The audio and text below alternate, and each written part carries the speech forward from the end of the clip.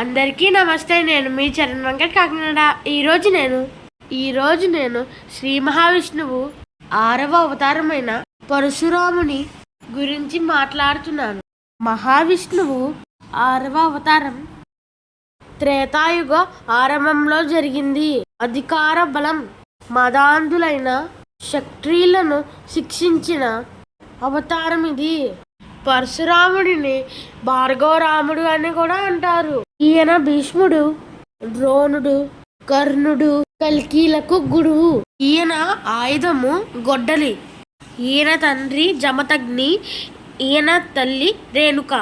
కుశ వంశానికి చెందిన మహారాజు గాది.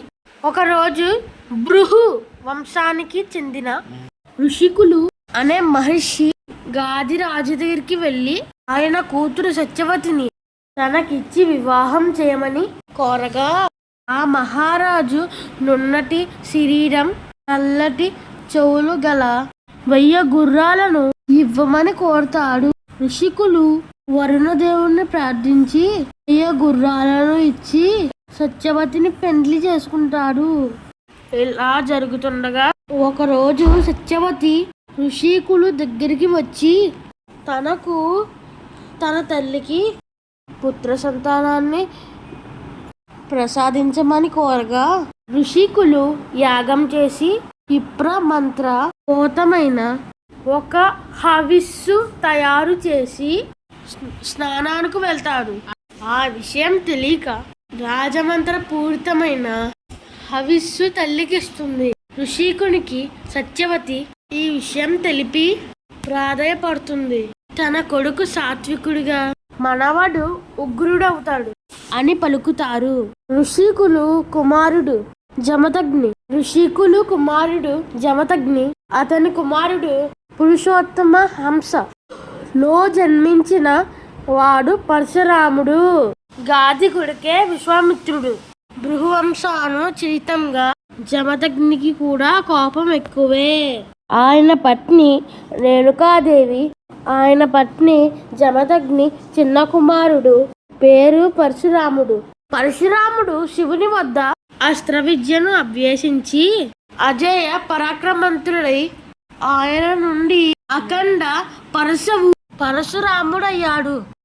హైహయ వంశస్థుడైన కార్తవీర్యార్జునుడు శాపవశమున చేతులు లేకుండా జన్మించాడు. గొప్ప తపస్సు చేసి దత్తాత్రేయును ప్రసన్నం చేసుకుని 1000 చేతులు పొంది మహావీరుడయ్యాడు. ఒకమారు మహారాజు వేటకై వెళ్ళి అలసి జమదగ్ని ఆశ్రమానికి చేరుతాడు.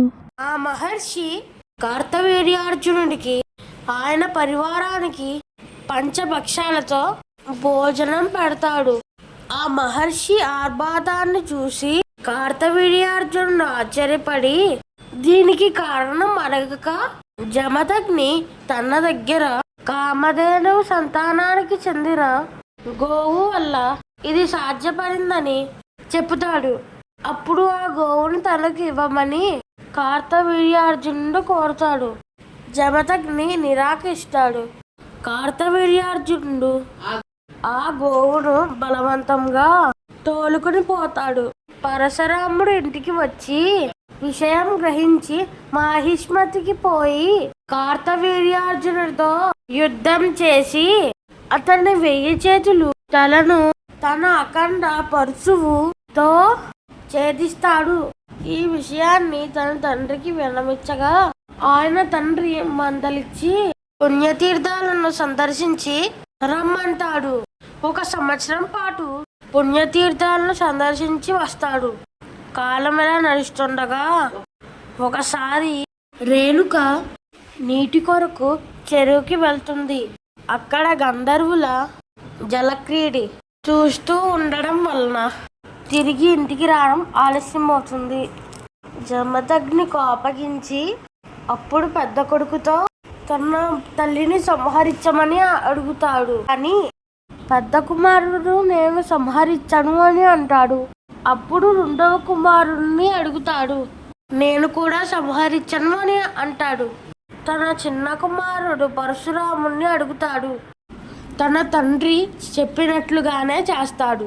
జమదగ్ని ఎంతో సంతోషించి ఏమైనా కోరుకోమని అంటాడు. అప్పుడు పరశురాముడు తన తల్లిని సోదరులను బతికించమని అంటాడు. ఈ విధంగా పరశురాముడు తన తల్లిని సోదరులను బతికించుకుంటాడు. ఒకరోజు పరశురాముడు ఇంటిలో లేని సమయం చూసి కార్తవీర్యార్జుని కుమారులు జమదగ్ని తలను ఛేదించి మాహిష్మతికి పట్టుకుని పోతాడు. పరశురాముని తల్లి రేణుక తన తండ్రి దేహంపై పడి రోహిస్తూ 21 మారులు గుండెను బాదుకుంటుంది. పరశురాముడు మాహిష్మతికి పోయి కార్తవీర్యార్జున కొడుకులను వధించి జమదగ్ని తలను తెచ్చి ముండమునకు అతికించి బతికిస్తాడు.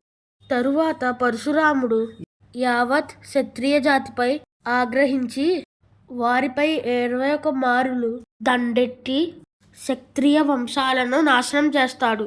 తల్లిదండ్రులకు నివాళులు అర్పిస్తాడు. దశరథుడు కొంతమంది రాజులు గోవుల మందలో దాక్కుని తప్పించుకుంటారు.